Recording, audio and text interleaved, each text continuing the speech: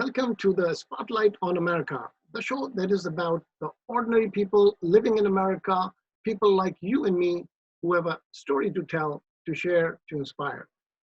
I'm Mansuri, your host, and this show is presented by Pakistan Link, Urdu Link, and the Mansuri Show. As many of you may know, our USA-based weekly newspapers, Pakistan Link in English language and Urdu Link in Urdu language, are among the oldest and most respected newspapers of the Pakistani American community. Now, just like most other businesses, we have also been impacted by the nationwide shutdown due to the coronavirus pandemic.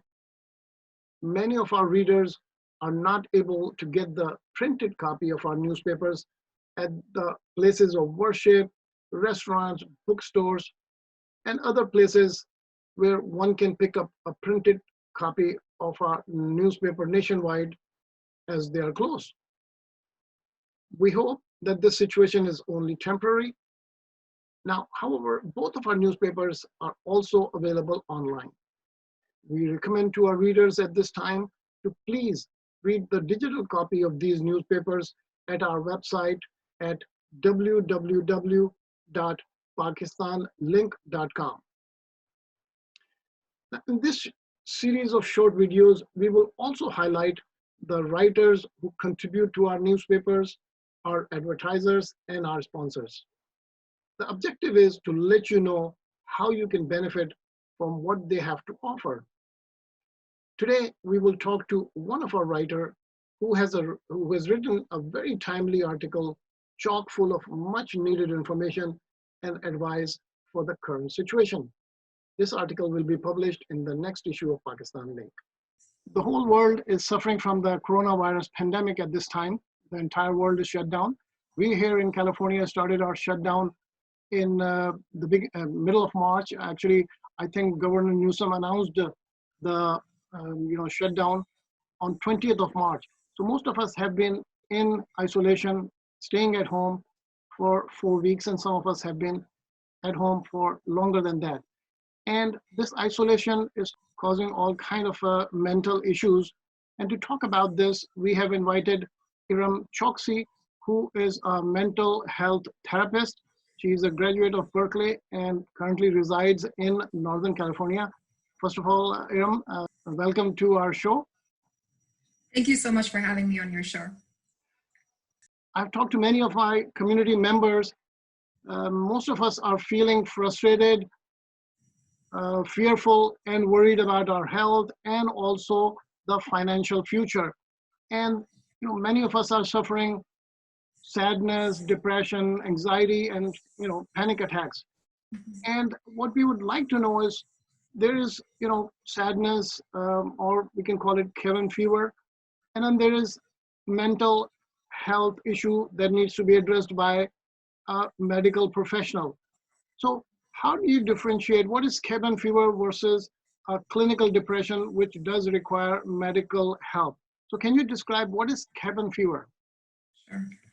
And that's a great question to start off with. Right now, during the shelter in place, a lot of people are experiencing what they call cabin fever, which is a range of emotions and very distressing symptoms while feeling isolated and just cut off from the world. When you're just confined at home. It is not a psychological disorder, but the feelings that are associated with it are very real. So this intense feeling of isolation can include symptoms like sleep disturbances, where the person gets either too much or too little sleep, feeling lethargic, extremely bored, seeing a decrease in motivation, feeling restless, impatient, and irritable. So now, what do you do for, to address cabin fever if you don't have clinical depression? And this is just sadness, this is just the worry about the future. What can you do to address the cabin fever? So I've put together some very simple coping techniques for our readers.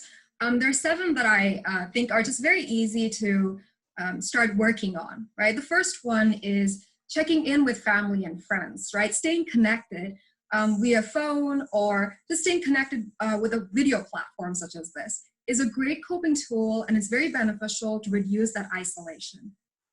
Tip 2 is it helps to have a routine, right? Right now, just to create a new normal is very important, and to find time to engage in creative activities. So take a few minutes and place just a few relaxation activities throughout your day. The third tip is limiting exposure to news and social media and allowing just a certain limited amount of time each day to reduce overexposure to things that are very worrying to watch. My fourth tip is self-care, and it's very integral right now, especially at this time. Just promoting adequate restful sleep, having your healthy meals on time, having some physical activities that you're doing can be very beneficial.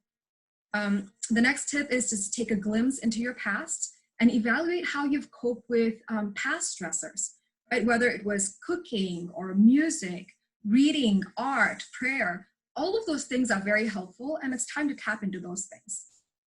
It's also a fantastic time right now to explore a new hobby. So trying something like deep breathing and journaling can be very cathartic, and that's tip number 6. And my final tip is to stay positive while embracing this discomfort. Part of what makes this challenging right now is that we don't know how long this is going to last. So the power of positive thinking has a very vital role. Visualizing positivity in the now and for our collective future can reduce negative thoughts.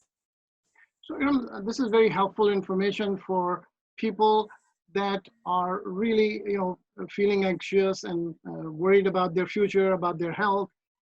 And so now I'd like to ask you also, if somebody does have a real depression where they really need to seek help. So first of all, there is the sadness that you have because of we are a social animal, being separated from our family, friends in a house. That is definitely very stressful. So what is the difference between sadness and real clinical depression? And again, a great question.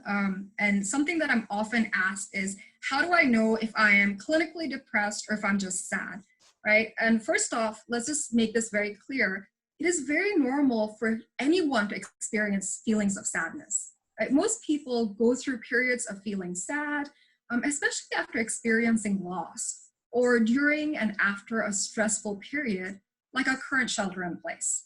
So clinical depression, though, is more constant.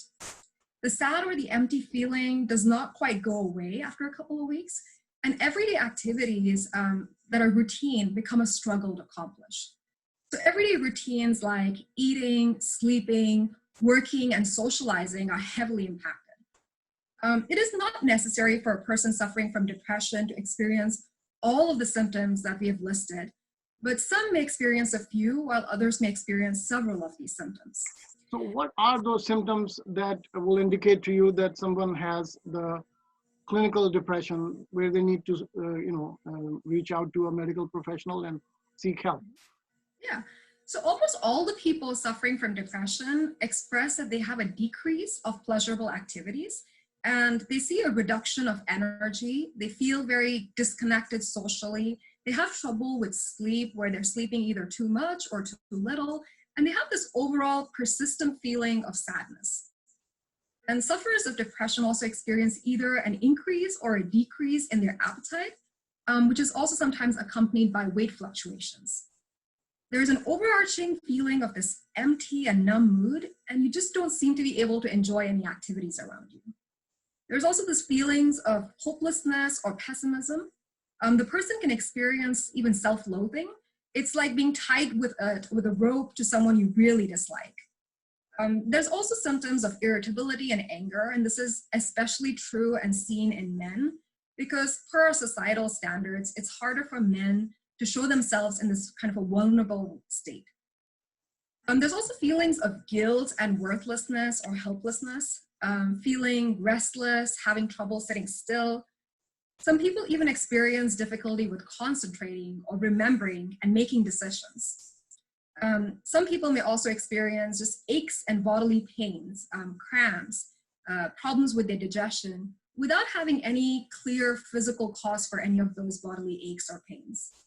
And if the depression goes untreated, it can also involve symptoms like thoughts of death or suicide attempts. And you are offering for the community, for Californians, free help.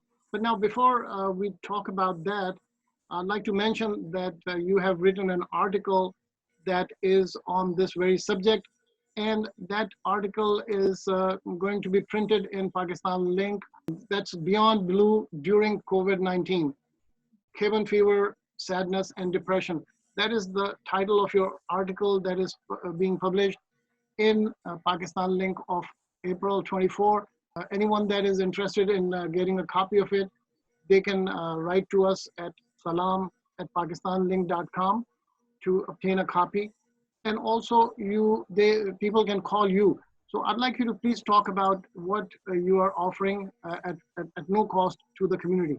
If you or someone you know needs help with depression or is experiencing stress that's related with maybe feelings of this isolation that the shelter in place is causing a lot of us, reach out, right? Both are treatable, and managing these symptoms can have a profound impact on your health, on an individual's health, and the family's quality of life.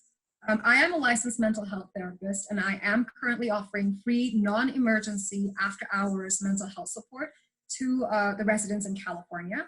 And I can be reached on my website, which is www.iremchoksy.com. Again, that is www.iremchoksy.com.